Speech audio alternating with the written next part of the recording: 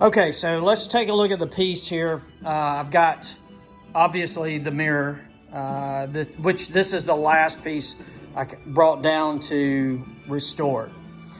This dresser happened to be in the upstairs of my shop, which means that it was pretty dusty and had a lot of stuff on it. But it actually is really dry and doesn't, the only thing it does, it's pretty rough on cloth up there, but not really wood and things like that. So I brought it down to fix. You can see here where I had some veneer that came off. I have sanded it or glued it and then sanded that down a little bit. One of the pieces that I'm trying to really save is this decorative piece here in the middle. So I don't want to put any sandpaper on it. Don't want to mess up the design that's there, but I do want to clean it.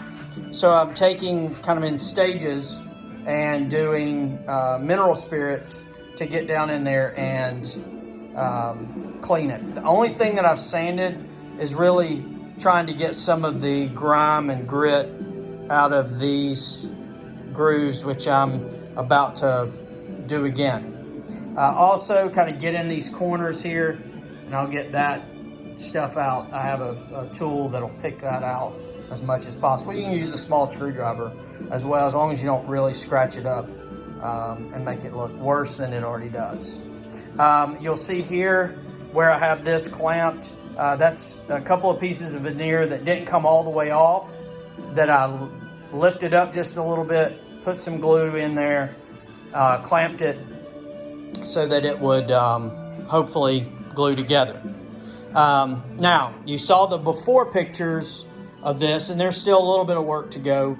But here is after sanding, restaining, and putting, I think this might be one coat of polyurethane on it, just to see how that was going to pop out. So actually it looks pretty good. There are some definite character marks in it, just from use, but nothing terrible. So we got a couple of gouges, actually that was a couple of gouges in it, but nothing terrible.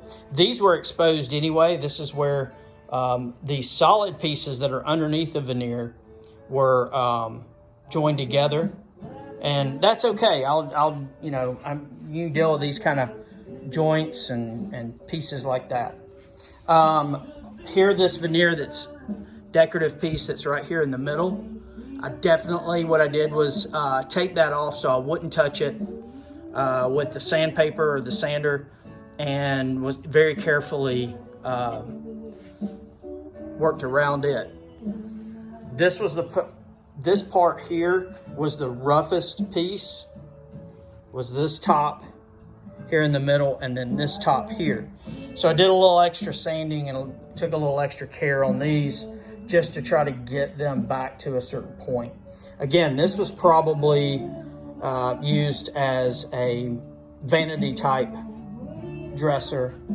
So there was probably a lot of makeup and stuff, which probably caused it to look as bad as it did. But again, it turned out pretty good. There's that matching decorative veneer that was on the mirror too that we're trying to save. Now again, the sides, I just tried to get them serviceable. You can see at the bottom where there's some veneer missing.